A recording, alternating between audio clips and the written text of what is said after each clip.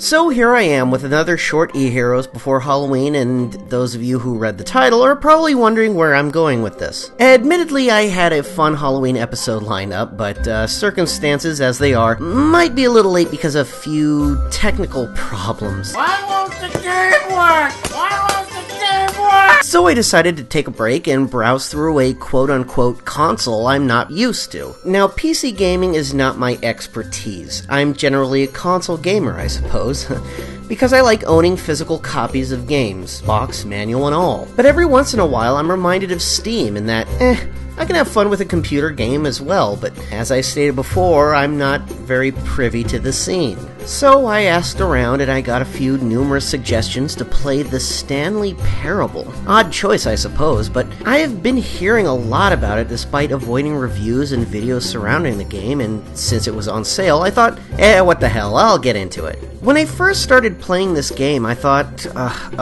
another scary first-person game, and I was awaiting the first jump scare while walking through the halls. But the theme seemed a little off. As you play, you're being told a story by a narrator while venturing deeper and deeper into the empty corporate building of which I have no idea what they produce. But I think not knowing is the point.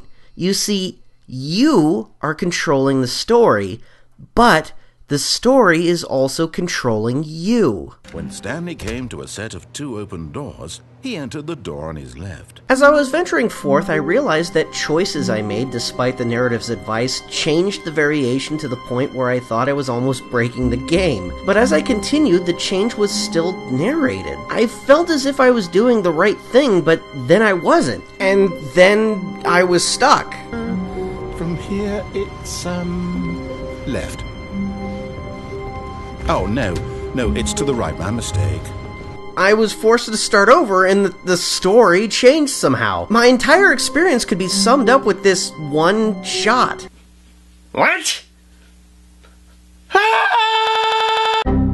I have to put story in quotes because I'm not even sure this game has a story, or at least one clear goal. It's very difficult to explain, and quite honestly, I'm still racking my brain trying to make sense of the choices I've made. What I did different, what I can do differently, and what exactly I'm supposed to do. But that's the beauty of this game. It gives you these variations on just one particular subject. The Stanley Parable is quite honestly one of those games I've always thought about as an experimental joke, but I never thought I would actually be playing it. The idea is this. Say you are given one path in a game, but then suddenly you are given a choice to either keep following the path or stray from it, breaking the continuation. Or so you think. It just makes another variation in which even more choices are given to you, all of which ultimately lead to different endings or even loops you around to the beginning, forcing your mistakes to be dealt with again until you get it right, for whatever that means.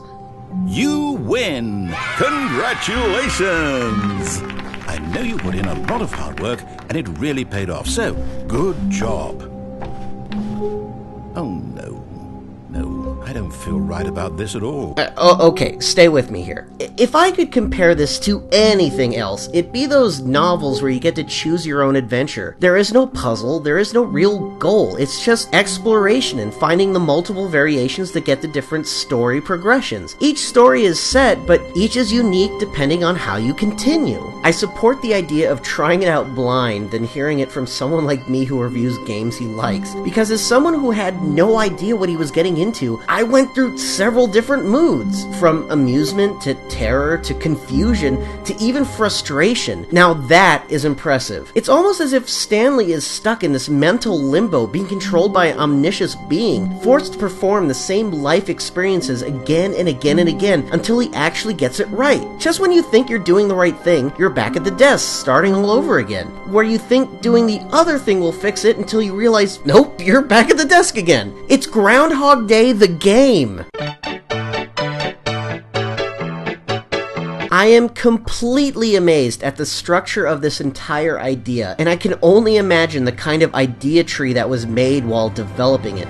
When I decided to make e-heroes, I didn't want it to just be about the heroes within the games. I wanted it to be about the heroes who make the games as well, and I'm intrigued by the thought process of game design and where we can take games both in a creative sense and thoughtful sense. And wow, did this game make me think. It's not a goal-oriented game. There are no enemies, there are no battles. Hell, I don't even think there's a real point to it. It just made me think about possibilities. It made me think about how funny, how scary, and thought-provoking games can be as well as entertaining. I really hate to be one of those people who argue for or against games as art, but I am certainly one of those people who knows that the process behind the game is more of the art than the game itself. But this game truly is a masterpiece. As simple a concept it may be, it led to endless concepts and even made me think of how far they could push the ideas. I mean, obviously a game can never truly be infinite without looping itself, but we can get as close as we can, and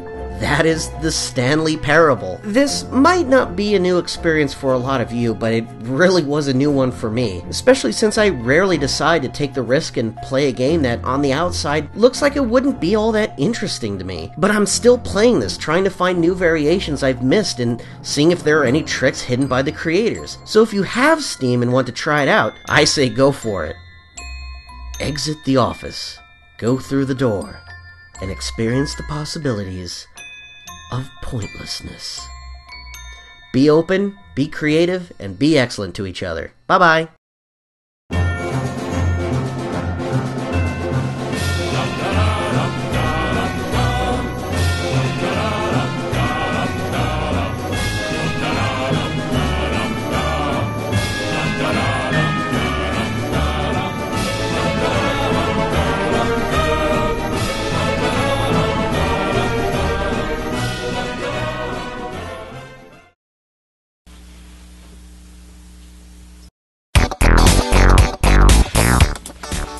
What?